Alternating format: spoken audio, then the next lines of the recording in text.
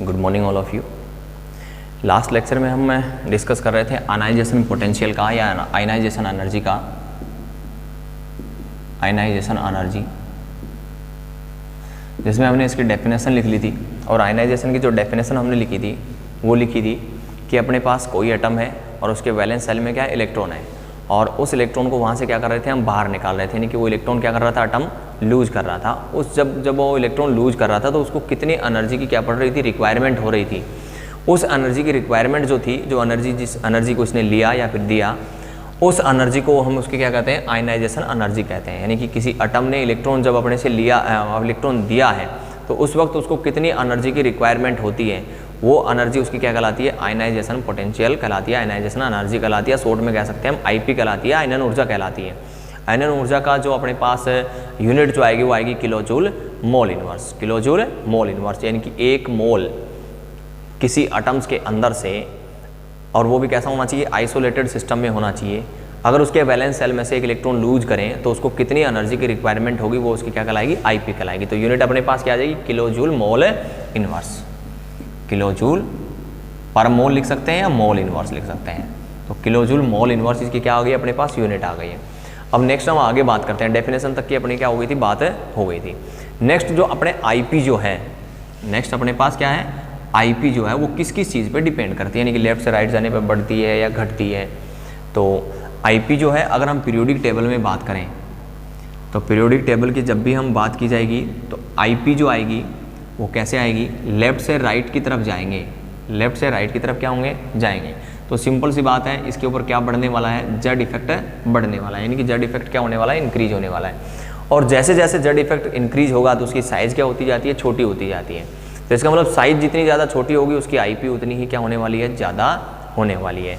तो मैं ये लिख दूं कि IP directly proportional by Z effect, क्योंकि जेड इफेक्ट बढ़ेगा तो क्या होने वाली है, आईपी बढ़ने वाली है। तो IP directly proportional by Z effect, Z effect बढ़ेगा तो आईपी भी क्या होने वाली है, बढ़ने वाली है। या फिर मैं ये लिख देता हूँ inversely proportional by size, inversely proportional by size. अगर साइज बढ़ेगी तो आईपी क्या हो जाएगी, कम हो जाएगी, साइज छोटी होगी तो आईपी क्या होगी, ज़्यादा होने वाली है। तो जब हम लेफ्ट से राइट की तरफ जाते हैं पीरियोडिक टेबल में, किसी पीरियड्स के अंदर लेफ्ट से किस साइड में जाते हैं, राइट साइड में जाते हैं, तो साइज क्या होती है, घटती है। तो साइज घटने की वजह से उसकी आईपी क्या होती है, बढ़ती है। तो left to right, left to right हमेशा क्या होता है, जेड इफेक्ट बढ़ता है, जेड इफेक्ट बढ़ता है, जिसकी वजह से साइज क्या हो जाती है, घट जाती है। और साइड घटने की वजह से उसकी आईपी क्या हो जाती है, बढ़ जाती है, यानी कि आयनाइजेशन पोटेंशियल क्या हो जाता है, बढ़ जाता है। तो अपने पास लेफ्ट टू राइट जाने पर जेड इफेक्ट क्या होता है, बढ़ता है। जेड इफेक्ट बढ़ेगा तो अपने पास साइज क्या होगी, घटेगी, और साइज घटेगी तो आईपी क्या होने वाली है, बढ़ने वाली है। तो लेफ्ट से राइट की तरफ जब भी जाएंगे तो अपने पास साइज क्या होने वाली है, बढ़ने वाली है, साइज घटने वाली है, और जिसकी वजह से आईपी क्या होने वाली है, बढ़ने वाली है। एक इंपॉर्टेंट पॉइंट। नेक्स्ट हम चलते हैं अब ग्रुप में। ये तो बात, पहली वाली बात तो हुई अपने पास पीरियड्स में, लेफ्ट टू राइट। अब हम बात करते हैं ग्रुप में, और ग्रुप में अपने पास कहाँ चलेंगे, हम टॉप टू बॉटम चलेंगे। कहाँ पर चलेंगे, टॉप टू बॉटम, यानी कि ऊपर से नीचे की तरफ हम क्या करें, जाएं। जब हम ऊपर से नीचे की तरफ जाएंगे तो सिंपल सी बात है, जेड इफेक्ट कम होता जाता है, स्क्रीनिंग इफेक्ट बढ़ता जाता है, साथ साथ में साइज भी क्या होती जाती है, बढ़ती जाती है।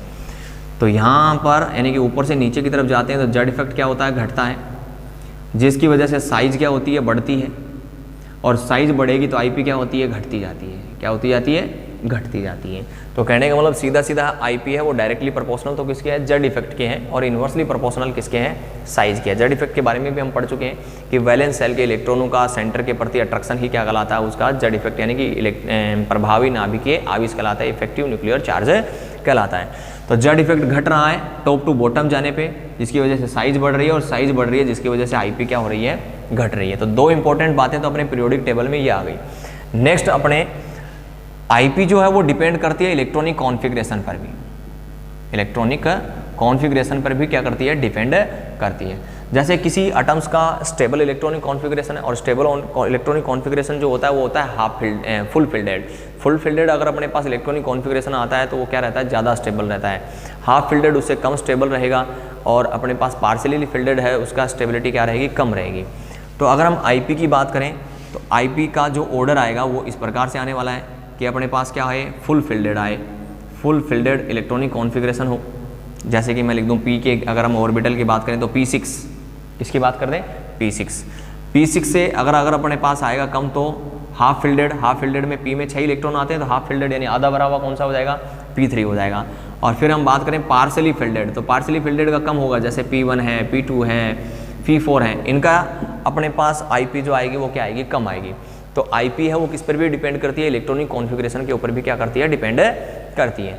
जैसे अपने पास फुल फिल्डेड अगर ऑर्बिटल आए, अगर किसी एटम का फुल फिल्डेड ऑर्बिटल हो और उस ऑर्बिटल से में अपने को क्या करना हो, इलेक्ट्रॉन निकालना हो, तो फुल फिल्डेड की स्टेबिलिटी क्या रहती है, ज़्यादा रहती है। क्या रहती है, ज़्यादा रहती है, जिसकी वजह से उसकी IP यानी कि आयनाइजेशन एनर्जी या आयनाइजेशन पोटेंशियल क्या होने वाला है, ज़्यादा होने वाला है।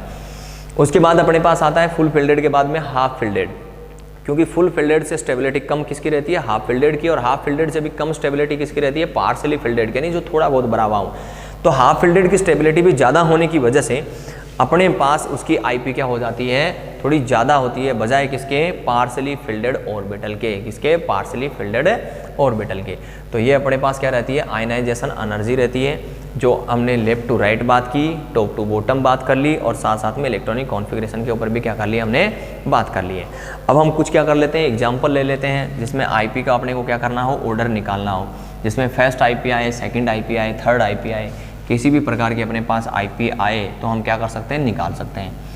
तो अपने पास सबसे पहला एग्जाम्पल हम लेते हैं, हमने ले लिया boron, carbon, nitrogen, oxygen, fluorine, और ये अपने को ध्यान है, ये अपने पास कौन से ग्रुप में आते हैं, कौन से पीरियड में आते हैं, सेकंड पीरियड में आ रहे हैं, और लेफ्ट से राइट की तरफ हम चल रहे हैं। तो सिंपल सी बात है, IP क्या होने वाली है, ज़्यादा होने वाली है। लेकिन इसमें भी थोड़ी सी क्या रहती है, डाउट रहती है।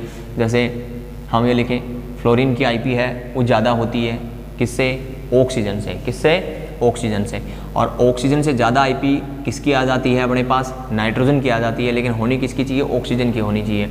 नाइट्रोजन की, कार्बन से ज़्यादा, कार्बन की बोरॉन से ज़्यादा। तो इस प्रकार से इसका क्या आता है, IP का ऑर्डर आता है। अब यहाँ पर छोटे से कन्फ्यूज़न आते हैं, सर कि ऑक्सीजन की IP है वो ज़्यादा होनी चाहिए थी बजाय किसके, नाइट्रोजन की, क्योंकि लेफ्ट से राइट जब चलेंगे तो जेड इफेक्ट घटेगा, साइज घटेगी, तो उसकी IP क्या होनी चाहिए, बढ़नी चाहिए। लेकिन यहाँ पर मैंने जो लास्ट जो पॉइंट बताया था, इलेक्ट्रॉनिक कॉन्फ़िगरेशन वाला भी क्या करना है, फंडा दिमाग में रखना है।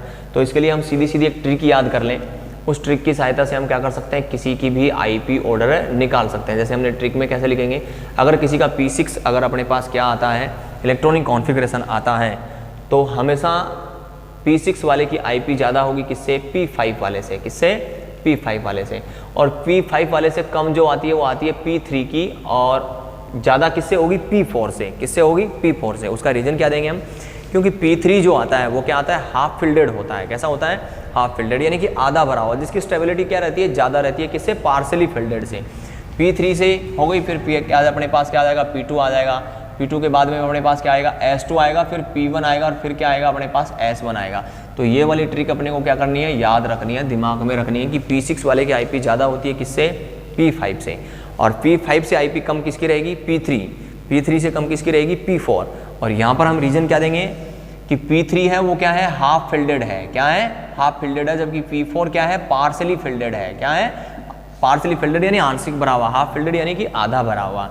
और फिर P2, फिर आता है अपने पास S2, और S2 हमने क्यों लिखा, क्योंकि S में ऑर्बिटल में कितने इलेक्ट्रॉन आते हैं, 2 ऑर्बिटल आते हैं, इसका मतलब S जो ऑर्बिटल है वो फुल फिल्डेड है, यहाँ पर कितना है, फुल फिल्डेड है। फिर P1, और फिर लास्ट में कौन सा आएगा अपने पास, S1 आएगा। जैसे इसका एग्जाम्पल हमने लिया, बोरॉन का इलेक्ट्रॉनिक कॉन्फ़िगरेशन लिखेंगे तो अपने पास लास्ट में क्या आता है, P1 आता है, कार्बन का लिखें तो P2 आता है, नाइट्रोजन का लिखें तो P3 आता है, ऑक्सीजन का लिखें तो P4 आता है, और फ्लोरीन का लिखें तो क्या आता है, P5 आता है, क्या आता है, P5 आता है। तो जैसे अपने को कहे कि इसकी फर्स्ट IP ऑर्डर क्या होगा, यानी कि पहला इलेक्ट्रॉन इनमें से निकालें तो इनकी IP किसकी ज़्यादा होगी और किसकी क्या होने वाली है, कम होने वाली है। तो उसकी IP का ऑर्डर अगर हम निकालें तो सबसे ज़्यादा P5 यानी कि फ्लोरीन की आएगी, P5 के बाद अपने पास क्या आएगा, P3 आएगा, और P3 किसका है, नाइट्रोजन का है, तो नाइट्रोजन।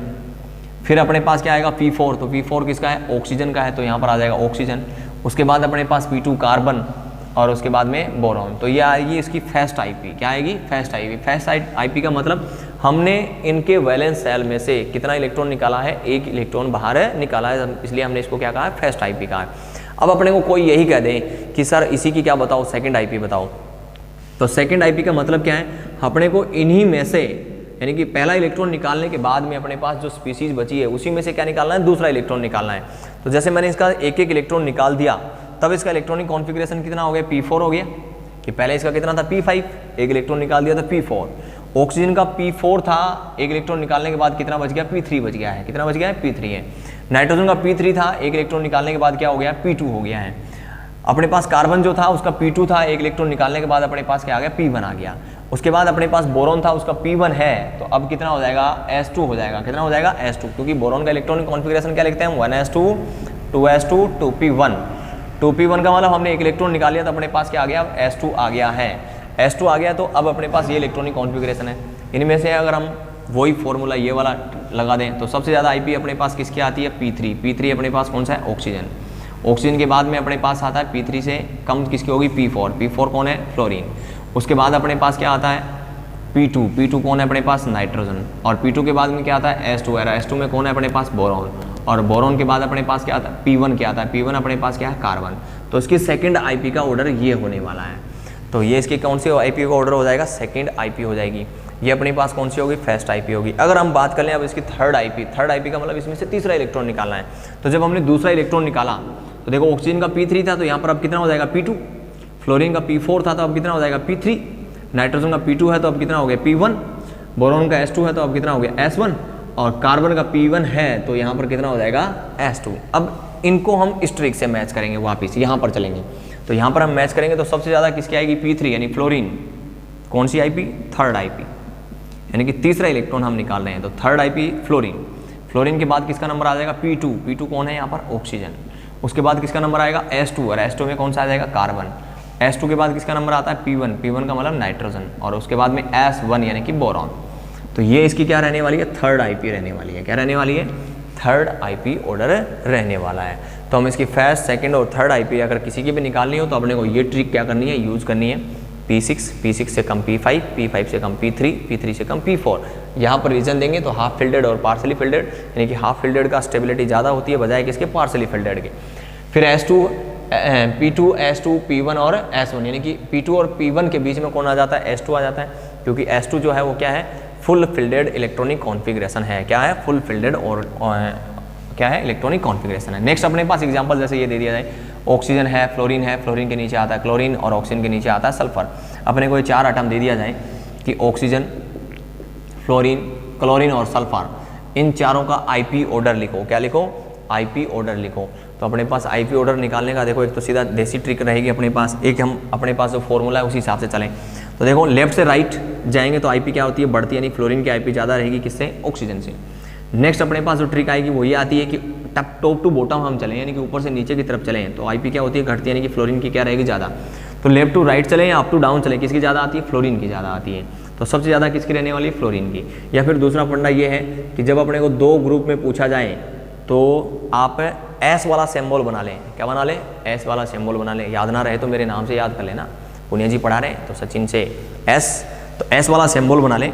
S का सिंबल बनाया तो फ्लोरीन पे गए, फ्लोरीन के बाद हमने किस पे आए, ऑक्सीजन पे आए। तो फ्लोरीन से कम किसके होने वाली, ऑक्सीजन।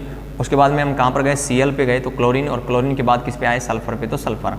ये इसकी क्या रह जाएगी, IP ऑर्डर हो जाएगा। क्या हो जाएगा, IP ऑर्डर हो जाएगा। लेकिन इसी को मैं थोड़ा सा चेंज कर दूं, जैसे हमने यहाँ पर लिया ऑक्सीजन, फ्लोरीन, क्लोरीन और सल्फर। अगर मैं यहाँ पर ही ले लूँ ऑक्सीजन, सल्फर, नाइट्रोजन और फास्फोरस, ऑक्सीजन, सल्फर, नाइट्रोजन और फास्फोरस।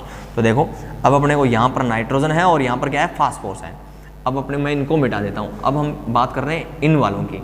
तो इनमें देखो ऑक्सीजन की ज़्यादा होती है, नाइट्रोजन की ज़्यादा होती है, ऑक्सीजन की ज़्यादा होगी या नाइट्रोजन की। तो मैंने सबसे पहले ही बता दिया था, ये P3 में आता है, ये P4 में आता है, और P4 से ज़्यादा किसकी होती है, P3 की होती है। तो नाइट्रोजन की ज़्यादा होगी। तो अब की बार कहाँ चलेंगे, इस तरीके से घुमाना है इसको, S को। उस साइड में तब आया था, तब अपने पास ये वाला था, और तब फ्लोरीन की ज़्यादा थी, तब हमने ऐसे घुमाया। अब नाइट्रोजन की ज़्यादा है तो ऐसे घुमाएंगे। तो इनका जो IP ऑर्डर रहेगा वो किसका रहेगा, नाइट्रोजन की ज़्यादा होगी किससे, ऑक्सीजन से, ऑक्सीजन से की ज़्यादा होगी किससे, फास्फोरस से, और फास्फोरस की ज़्यादा होगी किससे, सल्फर से। इसका IP ऑर्डर कौन सा रहने वाला है, ये रहने वाला है, और इसका क्या रहने वाला है, ये रहने वाला है। तो अपने पास 2-3 तरीके से क्या किए जा सकते हैं, क्वेश्चन पूछे जा सकते हैं। अब देखो लास्ट अपने पास यहाँ पर हम आ जाएं कि जैसे फर्स्ट IP की जब हमने बात की तो फर्स्ट IP नाइट्रोजन की ज़्यादा थी किससे, ऑक्सीजन से। ठीक है, फर्स्ट IP नाइट्रोजन की ज़्यादा थी किससे, ऑक्सीजन से। लेकिन जब हम बात करें सेकंड IP की तो सेकंड IP ऑक्सीजन की ज़्यादा होती है किससे, किससे? नाइट्रोजन से। उसका रीजन हम क्या देंगे? Half fielded electronic configuration, half fielded electronic configuration, क्योंकि हाफ फिल्डेड इलेक्ट्रॉनिक कॉन्फ़िगरेशन की स्टेबिलिटी क्या होती है? ज़्यादा होती है। किससे? पार्शली फिल्डेड ऑर्बिटल से, यानी कि आंशिक भरे हुए कक्षकों से। तो इसके कुछ और एग्जाम्पल अगर डाउट रहे तो आप अपने से पूछ सकते हैं, और डाउट ना है तो कोई दिक्कत ही नहीं है। नेक्स्ट टॉपिक में हम न्यूक्लियर चार्ज इफेक्ट जो हमने पढ़ा था जेड इफेक्ट, उसके कुछ 1-2 न्यूमेरिकल और करने वाले हैं। धन्यवाद।